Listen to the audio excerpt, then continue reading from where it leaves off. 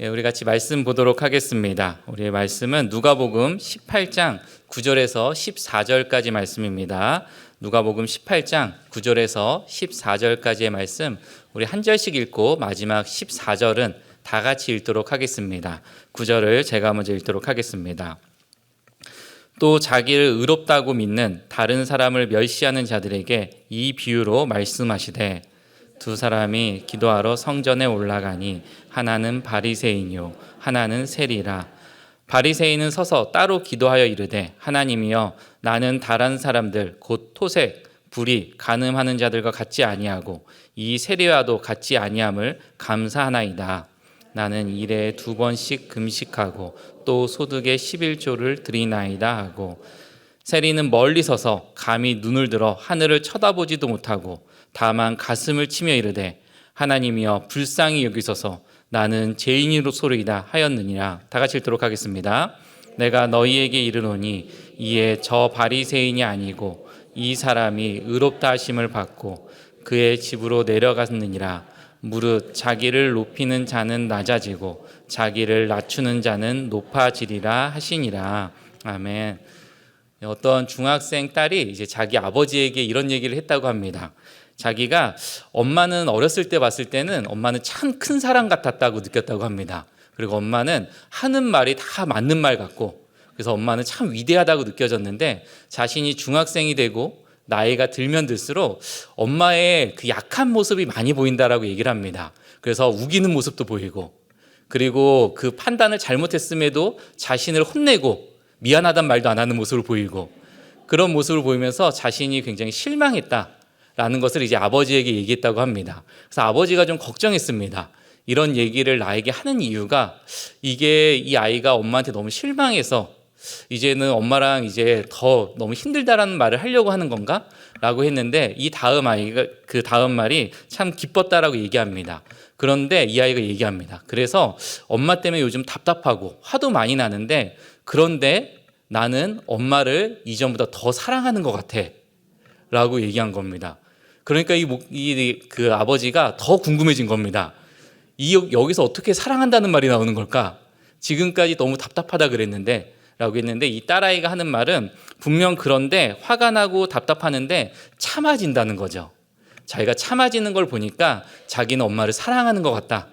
자기가 사랑하지 않으면 참아지지 않을 것 같다 라고 얘기하는 걸 보면서 이게 맞겠다라는 생각이 들었다고 합니다.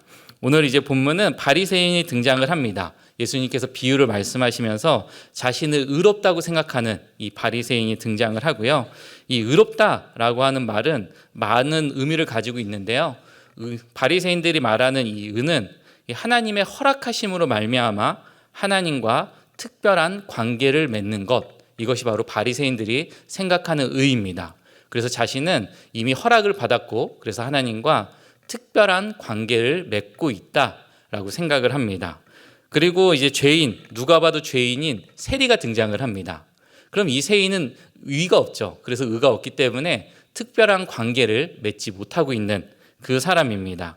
그래서 바리새인은 이 세리에 대해서 자신보다 낮은 존재로 하나님께 선택받지도 못했고 하나님과 특별한 관계를 맺지도 못하는 낮은 존재로 바라보고 있는 그 모습이 이제 보여지는 것입니다. 근데 이 특별한 관계, 이것을 한번 잘 생각해 보셔야 됩니다.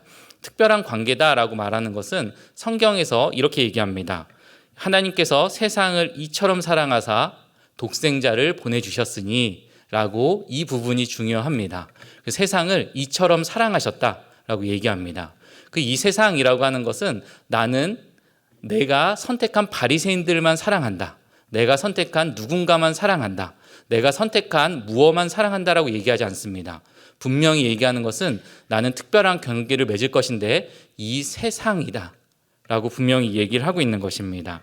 그렇기 때문에 바리새인의 기준에 보면은 그저 자신들이 특별한 관계를 맺고 있는, 그래서 특별한 하나님과의 의를 가지고 있는 사람이다라고 얘기하지만 예수님께서 말씀하시는 그 의는 이 세상 모든 것과 특별한 관계를 맺었고, 그렇기 때문에 주님을 고백하는 그 누구라도 이제는 특별한 관계를 맺을 수 있다라는 것을 이야기하는 의인 것입니다. 그래서 이 의와 바리새인이 생각하는 의와 예수님께서 말씀하신 의가 이제 충돌을 일으키는 것입니다.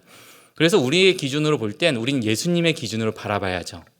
그래서 바리새인처럼 이 세리는 기본적인 죄인이니까, 세상 사람 모두가 말한 죄인이니까 그 사람을 나보다 낮은 존재로 본다라고 한다면 우리는 바리새인처럼 판단하고 생각하는 것입니다. 우리는 하나님께서 이 세상 모든 것을 다 사랑하셨다라고 말했기 때문에 이 세상 모든 것은 하나님께서 사랑한다라는 기본 전제로 가지고 가야 되는 것입니다. 그래서 이 특별한 존재, 그리고 정말로 이 사랑이라고 하는 것은 이 특별하다라고 얘기하고 나랑 동일한 존재로 봐야 된다, 나보다 낮게 보지 않는다라고 한다는 것은 그 사람을 내가 사랑하느냐 사랑하지 않느냐로 판단될 수 있습니다. 내가 내 옆 사람을 사랑하지 않으면 내가 내 옆 사람을 나보다 낮게 보는 것입니다. 내가 내 옆 사람을 사랑한다라고 한다면 그 사람을 내가 나와 동일한 존재로, 동등된 존재로 바라보고 있는 것입니다. 오늘의 본문에선 바리새인은 옆 사람을 사랑하지 않죠. 자신과 동등된 존재가 아니기 때문에, 자신은 특별한 관계를 맺지만 바리새인은 특별한 관계를 맺지 못하기 때문에 이야기를 하는 것입니다. 하지만 성경은 분명히 얘기하는 것은 그 세리가 결국 구원을 받았다라고 이야기를 합니다. 그리고 자신만 특별한 세상 그 관계를 맺었다라고 하는 바리새인은 구원을 받지 못했다라고 이야기를 합니다. 오늘 본문을 보면서 이 함께를 실현하는 신앙이라는 제목을 지었습니다.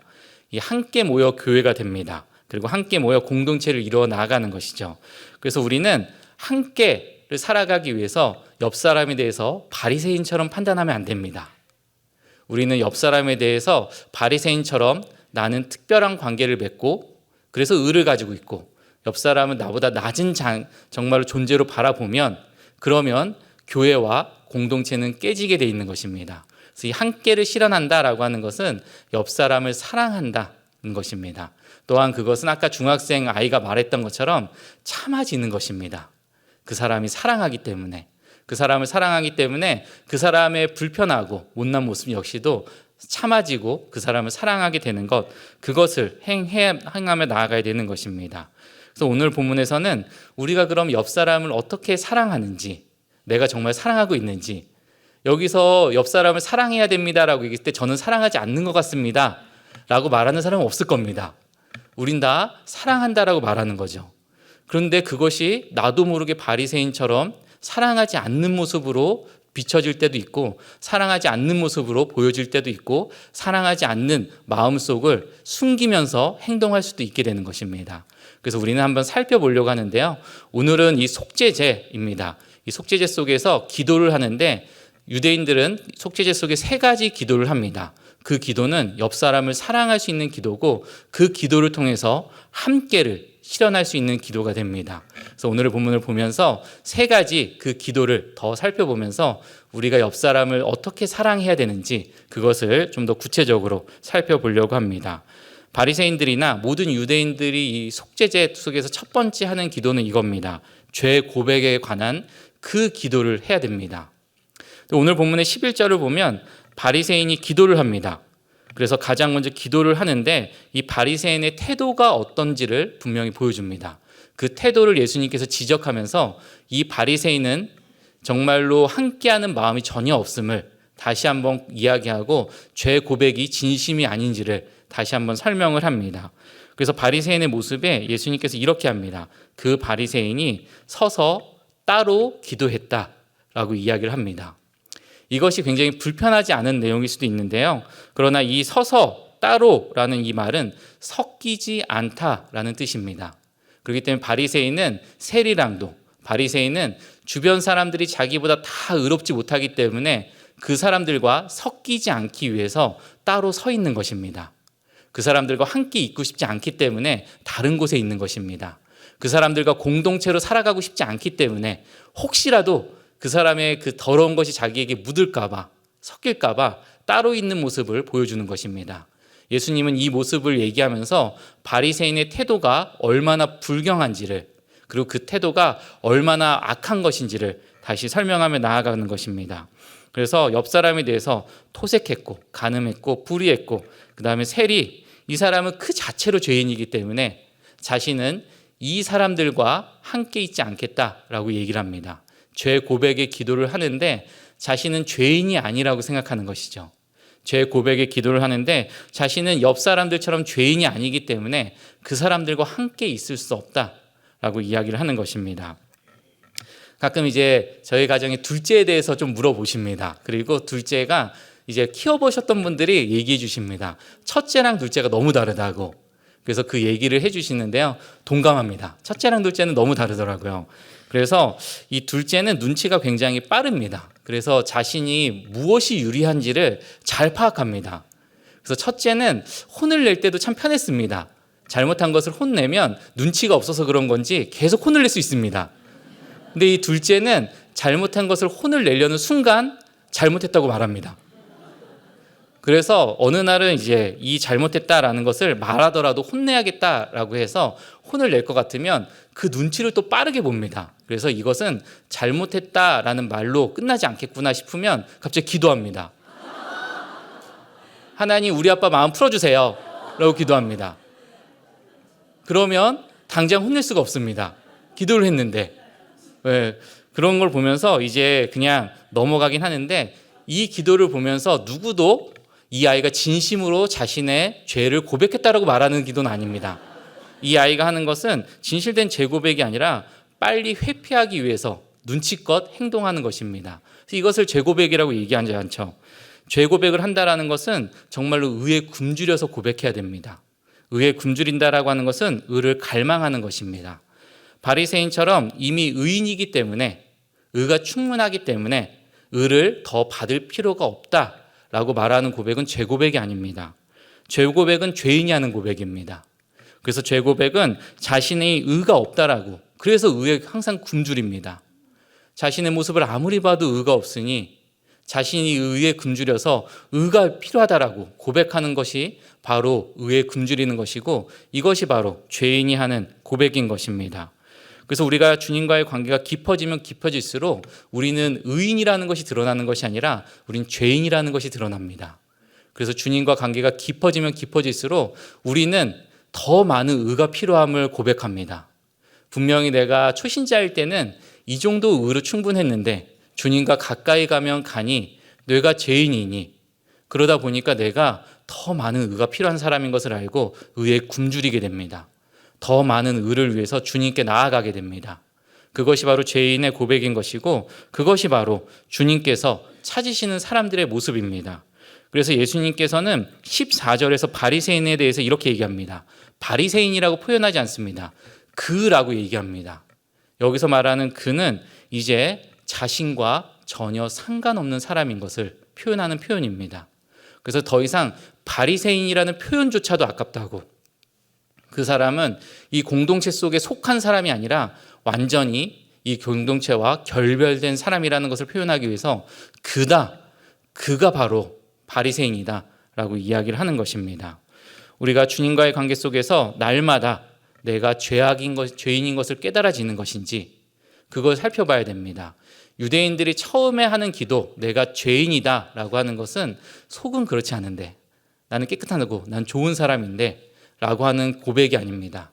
주님과 깊은 관계를 맺으면 맺을수록 어쩜 이렇게 나의 악함이 매일마다 드러나는지 그것을 바라보면서 진실된 고백으로 등장해야 되는 것입니다.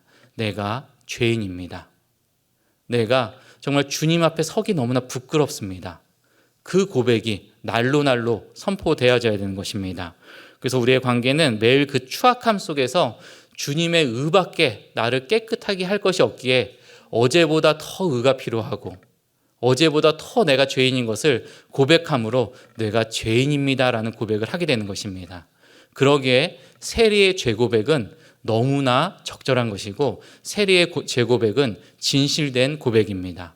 하늘을 쳐다보지도 못하고 내가 죄인이기에 가슴만 치며하는 그 고백, 그것이 바로 진실된 죄인에 대한 고백입니다. 우리가 나는 조금씩 의인이 되기 때문에, 나는 내 존재 자체가 이제는 괜찮기 때문에 죄인입니다라는 고백도 형식적으로 하게 된다라고 하면 바리새인처럼 되는 것입니다. 주님께서 원하시는 것은 바로 세리처럼 하는 고백입니다. 진실되게 주님 앞에 갔더니 내가 얼마나 추악한지, 어제보다 더 많은 의가 필요한 것을 고백하며 의에 굶주림으로 주님의 의만이 나를 정말로 깨끗하게 합니다. 오늘도 도와주시옵소서. 어제보다 더 많은 의가 필요합니다. 그 고백을 바로 내가 죄인입니다 라는 그 고백을 해야 공동체는 함께를 갈 수 있게 됩니다. 그런 고백을 하는 사람들이 옆 사람을 바라보면서 나보다 낮은 사람, 옆 사람을 바라보면서 나보다 못난 사람, 그렇게 고백하지 않습니다. 내가 얼마나 죄인인지 알기에 내 옆 사람이 나보다 더 깨끗해 보입니다. 그러기에 그런 사람들이 모인 공동체는 함께를 이뤄나가게 됩니다. 그런 사람들이 모인 공동체는 함께가 어렵지 않게 됩니다. 제일 먼저 이 재고백의 고백을 우리가 함으로 말미암아 매일매일마다 주님과의 관계가 매일 더욱더 정말로 경건해지고 주님과의 관계가 더 깊어지는 우리가 되기를 소망합니다. 두 번째 기도는 이 기도를 해야 됩니다. 다른 사람을 위한 간구, 이 기도를 해야 되는 거죠. 바리새인은 12절에서 다른 사람이 들리고 큰 소리로 이렇게 기도합니다. 뭐라 그러냐? 자신은 2번씩 금식하고 얻은 모든 것에 11조를 내고 있습니다 라고 이 크게 기도를 합니다. 보통 이 속죄제나 대속죄제 이때가 시작되면은 그 주에 하루만 금식을 합니다. 시작되기 바로 전 그때만 금식을 하는데 이 바리새인은 뭐라 그러냐라고 하면 그 일주일 시간 앞에 이틀을, 일주일 시간 끝난 다음에 뒤에 이틀을, 총 4일을 자기는 금식한다라고 이야기를 합니다. 남들보다 월등히 많은 금식을 하는 거죠. 그 다음에 11조 역시도 마찬가지입니다. 11조는 일부 음식을 만들 때 쓰는 것 혹은 본인이 소득을 얻었던 것, 이것에 일부 11조를 냅니다. 근데 오늘의 이 바리새인은 뭐라 그러냐? 자신은 모든 것에 11조를 낸다라고 이야기를 하는 것입니다. 이렇게 얘기하면서 옆 사람이 들릴 수 있을 정도로 큰 소리로 기도를 합니다. 이 속죄제가 진행되는 시간 속에서 이제 저쪽에서부터 계속 이제 진행됩니다. 그래서 번제를 드리고 뭘 하고 이렇게 할 때 잠시 기도 드리는 시간이 있습니다. 그 기도를 드릴 때 다들 이제 눈치를 보면서 가장 연장자거나 아니면 지혜 있는 사람이 대표의 기도를 합니다. 그 기도를 할 때 누군가 옆 사람을 위한 간구의 기도를 해야 되는데 바리새인이 하는 간구의 기도는 이겁니다. 나는 이렇게 의로운 사람인데 너희들은 이 의로운 모습을 보면서 보고 배워라. 바로 이것이 바리새인이 하고 있는 간구의 기도의 모습입니다. 그래서 바리새인이 간구를 안 했냐? 했죠. 자신의 모습을 보여주면서 나 이런 사람이다 라고 하면서 얘기하는 거죠. 그래서 분명히 누군가를 위해서 간구를 한 것이지만 결과를 보면 자기 잘난 체만 한 것입니다.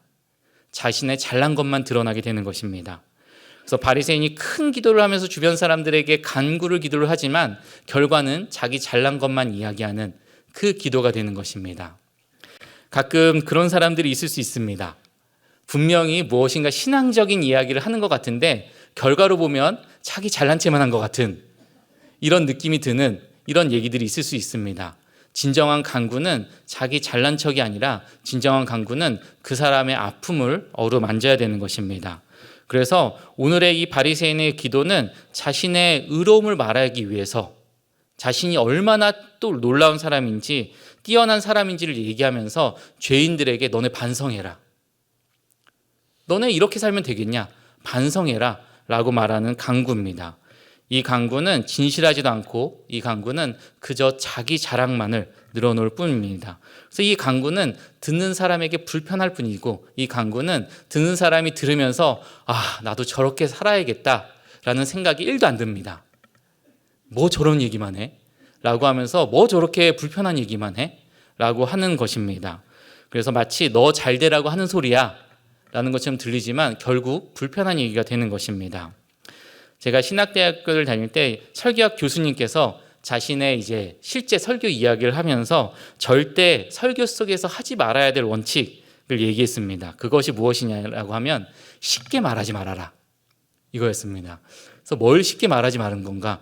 설교는 말하기 위해서 이 자리에 쓴 건데 어떻게 쉽게 말하지 않는 건가라고 했을 때 설교를 할 때 어떤 상황에 대해서 너무 쉽게 판단하고 쉽게 결정해서 말하지 말라 이거였습니다. 듣는 사람은 어떤 상황인지 모르기 때문에 그 사람들의 상황에서 이 얘기가 정말로 맞는 것인지 듣는 이에게 상황 속에서 그 사람이 이 말을 들었을 때 오해될 것은 없는 것인지, 나의 환경과 나의 생각뿐만이 아니라 그 사람의 환경도 많이 생각해보고 그 다음에 글을 쓰고 그 다음에 설교를 해라 라고 하는 것이었습니다. 그래서 더 많은 것들을 생각해야 되고 더 많이 고민하고 더 많이 기도해서 들었을 때 아니 목사님 아무것도 모르면서 저렇게 쉽게 얘기하시네 라는 말을 들으면 안 된다는 거였죠. 그래서 그 얘기를 하는데 설교학에서 그게 필요하다라고 얘기를 하는 순간 전 속으로 생각했습니다. 설교가 더 하기 싫다. 그렇지 않아도 설교는 너무 없는데 저런 것까지 다 고민하고 설교를 해야 된다니 설교는 너무 하기 싫다라는 생각을 좀 하게 됐습니다. 왜 우리는 자신의 입장에서만 상대방의 상황을 판단하지 않고 보지 않고 이야기하게 될까요? 주님은 이것을 악하다라고 얘기합니다. 여러분을 주님께서 만나주셨을 때 주님의 상황에서 여러분을 만나주시지 않았습니다. 내 상황은 이런데 너가 내 상황을 맞춰. 그럼 되지. 그게 뭐 어려워? 라고 그렇게 얘기하지 않았습니다. 주님께서는 철저하게 여러분의 상황 속에 들어오셨고 여러분의 상황 속에서 이야기를 해주셨습니다. 그래서 우리는 주님의 사랑이 참 놀랍다라는 고백을 하는 것입니다.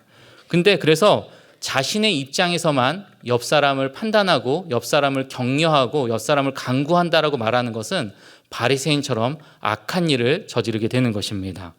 근데 왜 이런 걸 할까요? 우리는 뻔히 아는데 왜 그러냐면 이게 편하기 때문입니다. 나도 모르는 내 옆 사람의 상황을 판단하고 그것을 그것대로 얘기한다라고 하는 것은 너무 머리가 아픕니다. 불편합니다. 내가 저 상황이 잘 모르겠는데 그 상황을 이해하려고 한다라는 것 자체가 불편합니다. 그리고 내가 그 상황에 대보지 않았는데 그 상황 속에서 어떤 격려나 아니면 간구를 한다라는 것 자체가 너무나 힘듭니다.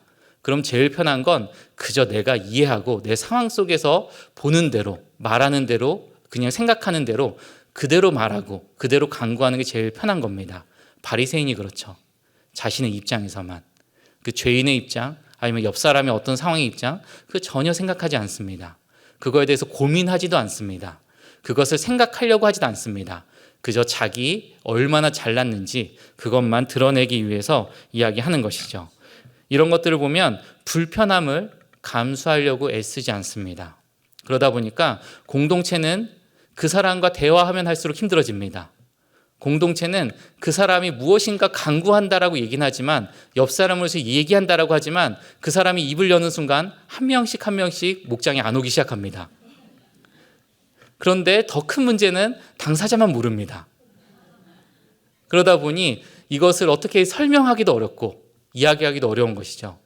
우리가 그때 잘 봐야 되는 것은 우리가 정말로 내 옆 사람의 상황을 정말 이해하고 말하고 있는 것인지 내가 정말로 그걸 이해하고 싶지 않아서 나 편한 대로 말하고 있는 것은 아닌지 항상 생각해 보아야 되는 겁니다. 주님께서 우리에게 오신 건 우리의 상황에 오신 것이고 우리의 상황 속에서 우리를 이해하심으로 그렇게 찾아오시고 그렇게 사랑을 전해주셨던 것처럼 그리고 우리에게도 그렇게 해라 라고 명령하신 겁니다. 그래서 우리는 언제나 애를 써야 됩니다.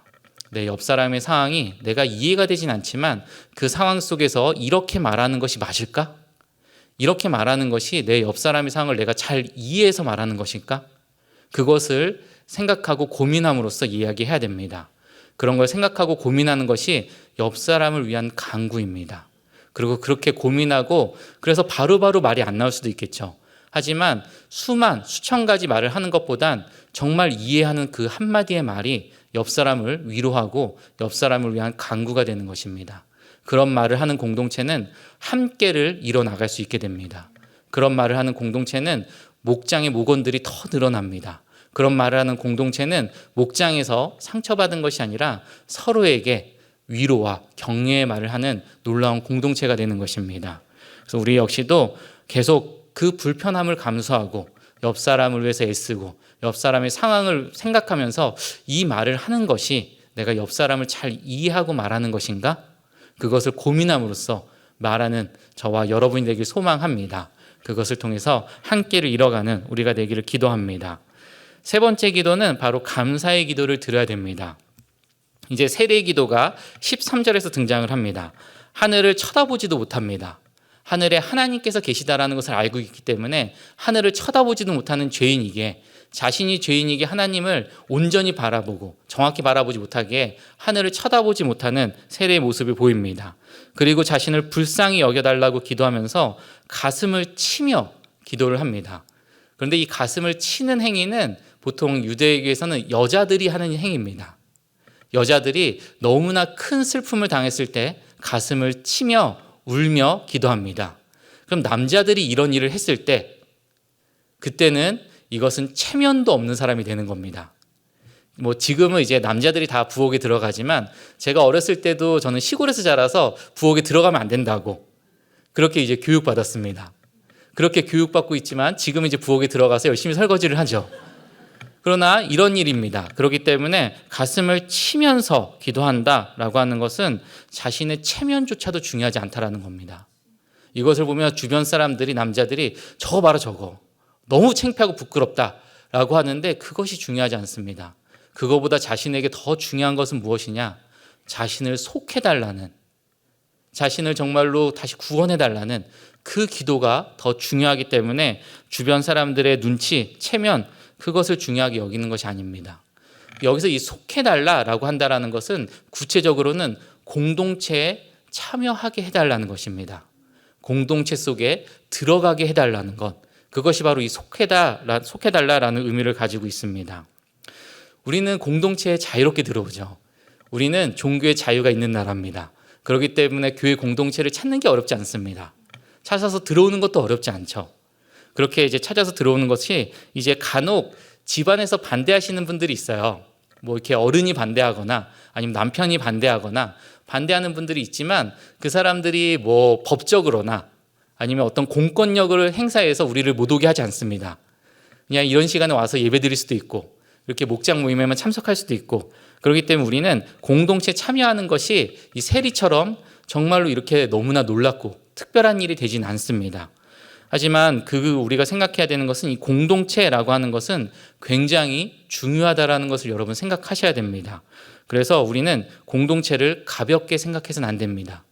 공동체에 참여하는 것은 편안하고 공동체에 참여하는 것은 어려운 일은 아니지만 이 공동체 자체는 주님이 보시기에는 굉장히 중요한, 그래서 세리가 봤을 때는 가슴을 치면서 사람들에게 손가락질을 받으면서까지 들어가고 싶은 그것이 바로 공동체입니다.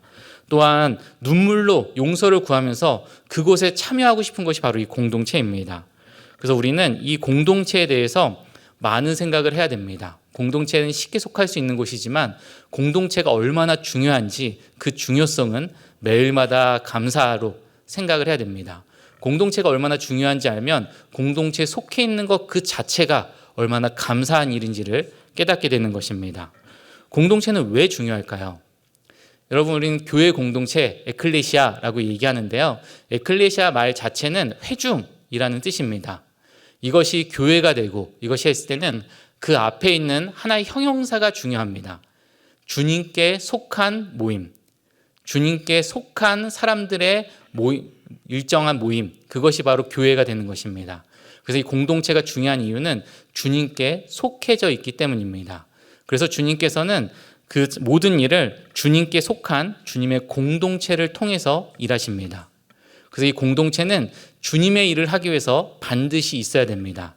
나 혼자 일할 수 있어 라고 생각하는 사람은 주님을 모르는 사람입니다. 나 혼자 예배드리고 나 혼자 모든 걸 할 수 있어, 나 혼자 주님의 일을 할 수 있어, 할 수도 있죠.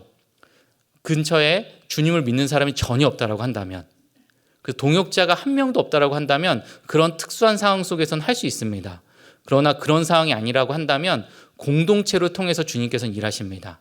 주님께 속한 공동체를 통해선 주님께서 주님의 일을 행해 나가시는 거죠.